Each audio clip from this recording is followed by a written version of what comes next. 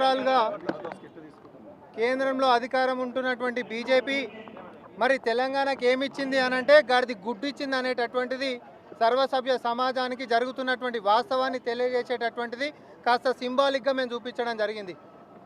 ప్రధానంగా ముఖ్యమంత్రి గారు గత 3-4 రోజుల నుంచి బీజేపీ చేస్తున్నటువంటి కుట్ర ఏదైతే రిజర్వేషన్స్ని తొలగించేటటువంటి కుట్రను చేస్తుందో దానికి ఒక చిన్న ఉదాహరణ లైవ్లో మీ అందరి ముఖంగా కూడా రాజ్యసభలో అడిగినటువంటి ప్రశ్నకి ప్రధానమంత్రి ఆఫీస్ ఇచ్చినటువంటి జవాబు ఏంటిది అంటే గత 5 సంవత్సరాలలో ఆల్ ఇండియా సర్వీసెస్లలో రిజర్వేషన్ల ద్వారా వచ్చినటువంటి అధికారుల అపాయింట్మెంట్స్ ఎన్ని అని అడిగినటువంటి దానికి నేను నంబర్ కూడా చెప్తా. Unstarred question number 2686 to be answered on 23 March 2023. ఈడ 27% ఓబీసీలకి బీసీలకి రిజర్వేషన్ ఉంది, మరి ఎస్సీలకి 15% ఉంది, ఎస్టీలకి 7.5% ఉంది. కానీ జరిగినటువంటి అపాయింట్మెంట్స్లో వాళ్ళ వాటా అయినటువంటి శాతం కూడా రాకుండా రూపాయిలో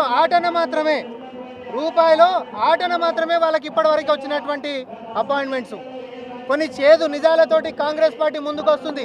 మేమేదో ప్రజల్లో భయాందోళన కలిగించనీకే ఏదో ఢిల్లీలో కూడా కేసు పెట్టిందంట, తెలంగాణకు వచ్చి పోలీసు వాళ్ళు అంట మరి సోషల్ మీడియా మాధ్యమాల్లో దీన్ని చెప్తున్నటువంటి వాళ్ళని చెప్పకుండానే పట్టుకపోతామని బీజేపీ వాడు ఇందాకనే ఒక పత్రికా ప్రకటన విడుదల చేసిండు.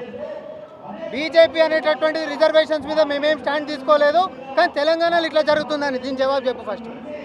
గత 5 సంవత్సరాల్లో జరిగినటువంటి రిక్రూట్మెంట్లలో రూపాయి పాలు రావాల్సినటువంటి బీసీలకైనా ఎస్సీలకైనా ఎస్టీలకైనా ఆటన పాలు రాజ్యాంగంగా కాపాడుకుంటామనేటటువంటి పేరు మీద ఎట్లొచ్చింది, దీని జవాబు చెప్పి రావాలి.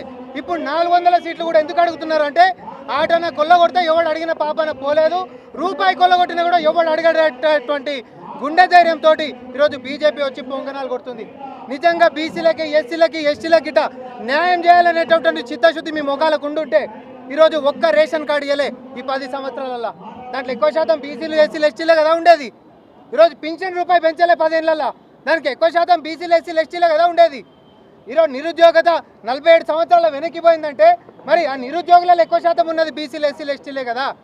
2008లో మరి జాతీయ విద్యా సంస్థల్లో రిజర్వేషన్లు ఓబీసీలకు పెట్టినప్పుడు ఇదే వీడిదినెక్కినటువంటి ఆర్ఎస్ఎస్ బీజేపీ ముఠాలు ఈరోజు కులగణన చేయమని కాంగ్రెస్ పార్టీ అడుగుతుంటే దాన్ని దాటవేసి 400 సీట్ల ఇరి మేము రిజర్వేషన్స్ కాపాడుతామంటే ఎట్లా నమ్ముతారు అనుకుంటారు? వీళ్ళ యొక్క బోగస్ మాటల్ని క్షేత్రంలో ప్రతి గల్లీలోకి బీసీ ఎస్సీ ఎస్టీ బిడ్డలు రేపొద్దున బీజేపీ అధికారంలోకే గిట్ట వస్తే మన పునాదులను పెకిలించేటటువంటిది అంబేద్కర్ రచించినటువంటి రాజ్యాంగాన్ని కొల్లగొట్టేటటువంటి కుట్ర చేస్తున్నందుకు దీన్ని ఎక్స్పోజ్ చేస్తూ, అంతేకాదు 10 సంవత్సరాల బీజేపీ తెలంగాణ చూసినటువంటి చిన్న చూపుకి సింబాలిక్గా గాడిద గుడ్డును పెట్టి ఈరోజు ప్రజాక్షేత్రంలోకి కాంగ్రెస్ పార్టీ కార్యాచరణతో ముందుకు పోతా ఉంది.